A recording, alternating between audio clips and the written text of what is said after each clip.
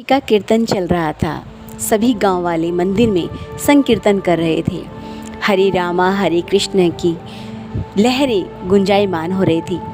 पास में ही सेठ जी का घर था। सेठ जी के कानों में वह आवाज़ें बड़ी तेज़ तेज़ लग रही थी। वह गुस्से में भुनभुनाते हुए मंदिर की ओर पहुँचे। जोर से चिल्लाकर बोले, ये क्या तमाशा लगा रखा है तुम सब लोगों ने? अरे इतनी जोर जोर से भजन कीर्तन कर रहे हो, मेरी आँख खुल गई। अगर मैं काम धंधा नहीं करूँगा तो अपने बीवी बच्चों का कैसे पेट भरूँगा? अरे भजन पूजन करना है तो अपने घर जाकर करो भाई, काहे यहाँ शोर मचा रहे हो? सभी लोगों को अत्यंत बुरा लगा। सभी ने एक स्वर में कहा, देखिए सेठ जी, भोजन कराने वाला तो सिर्फ ईश्वर है। आप किसी को भोजन करा नहीं सकते। आपको यह गलतफहमी है कि आप किसी का लालन पालन कर रहे हो। अच्छा, लालन पालन मैं नहीं कर रहा हूँ, दिन रात अपनी हड्डियाँ तोड़ता हूँ, इतनी कड़ी मेहनत करता हूँ, तभी तो सेठ जी कहलाता हूँ। नहीं तो तुम जैसे लोगों की तरह मैं भीख मंगे रहता। बोलते हैं कि सेठ जी, भोजन देने वाला सिर्फ ईश्वर है और वही हमें निवाले खिलाता है। निवाले खिलाता है? तुम हाथ पे हाथ रखकर बैठ जाओ और तुम्हें वो भोजन अपने हाथों से खिला देगा। वाह वाह वाह! सही कह रहे हैं सेठ जी। भगवान किसी को भूखा उठाता जरूर है, लेकिन सुलाता नहीं। क्या करता हूँ मैं? कल पूरा दिन भोजन नहीं करूँगा और अपने हाथ बांध कर रख लूँगा। मैं देखता हूँ कि कोई मुझे भोजन कैसे दे देता है। सेठ जी, मैं सत्य कह रहा हूँ, और चाहे तो आप यहाँ जितने भी मंडली में आए हैं सबसे पूछ लीजिए। भगवान ही भोजन कराते हैं सबको, वो किसी को भूखा नहीं सुलाता। तो फिर ठीक है, शर्त लग गई। अगर भगवान ने मैं कल पूरा दिन और पूरी रात्रि भोजन नहीं करूँगा, क्या हूँ कौन मुझे भोजन कराता है? अगर ऐसा हुआ कि मैं भोजन नहीं करना चाह रहा फिर भी मुझे भोजन करना पड़ गया, तो मैं तुम्हारी तरह ही उस ईश्वर का भजन कीर्तन जोर शोर से किया करूँगा। ये वो तो प्रभु की इच्छा है, लेकिन आप इस बात को आजमाना चाहते हैं तो आजमा लीजिए, बड़ी अच्छी होगी बात। आप लोग भी सुन लीजिए, अगर ऐसा नहीं हुआ तो अपने अपने घरों में जाकर भजन कीर्तन कीजिएगा।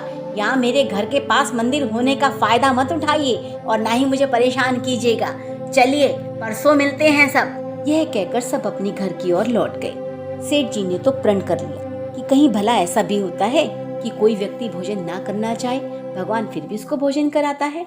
इसी बात को सोचते हुए उन्होंने पूरा दिन बिल्कुल निराहार रहे। तभी वे सोचने लगे, कहीं ऐसा ना हो ये गांव वाले सारे मिलकर आए और मुझे जबरदस्ती भोजन करा दे और कह दे तो भगवान की इच्छा थी। तो क्यों ना मैं बिना किसी को बताए चुपचाप काला कंबल ओढ़कर जंगल की ओर चला जाता हूँ, किसी को पता भी नहीं चलेगा। ये सोचकर वह काले कंबल में अपने आप को लपेटकर एक बड़े घने जंगल में बहुत दूर जाकर अपने आप को एक पेड़ की ऊंची वाली डाली पर बिठा देते हैं। रात्रि का एक पहर बीता ही था कि उधर से एक व्यक्ति गुनगुनाता हुआ चलता है और अचानक वह उसी पेड़ के नीचे आकर बैठ जाता है जहाँ पर वह व्यक्ति था। तुरंत के तुरंत ऊपर बैठे व्यक्ति ने सोचा कि ये जरूर मुझे भोजन कराने आया है। ती अपने आप से ही बातें कर रहा था। आज तो ससुराल वालों ने बहुत अच्छा भोजन दिया है। अरे घर तक के सब्र भी नहीं हो रहा है और इतना दूर रास्ता भी चला हूँ, थोड़ा भोजन कर लेता हूँ। अभी वह भोजन का डिब्बा खोलकर ही बैठा था कि खुशबू से ऊपर जो कंबल में बैठा था उसकी हालत खराब हो गई। हे भगवान, ये क्या कर रहे हैं आप? एक तो भूख से बुरा हाल और ऊपर से ये देसी घी की खुशबू। अभी वो निवाला मुंह में डालने वाला था, अचानक उसे कुछ लोगों के आने की आवाज सुनाई पड़ी। उसने सोचा हो ना हो कहीं डाकू ना हो। जल्दी जल्दी ससुराल से जो माल मिला था उसे समेटा और भाग खड़ा हुआ। लेकिन वह अपने खाने के डिब्बे लेना भूल गया। लेकिन उसे खाने की परवाह नहीं थी, जो ससुराल वालों ने धन दिया था उसकी चिंता थी, और वह अपना खाना छोड़ वहीं से भाग खड़ा हुआ। सारे के सारे डाकू उसी पेड़ के पास आकर बैठ गए और सभी धन के बारे में बात करने लगे। एक डाकू बोला, वाह, बहुत बढ़िया हाथ मारा है आज तो, इतना धन तो इससे पहले कभी नहीं मिला होगा। दूसरा बोला, हाय, काश भोजन भी कहीं से मिल जाता। तीसरा बोला, अरे आप तो भोजन की बात कर रहे हो, मुझे तो खुशबू भी आ रही है, नाक बिल्कुल देसी घी से भरी जा रही है। यहाँ जंगल में कहाँ से भोजन आया पगले? चौथा बोला।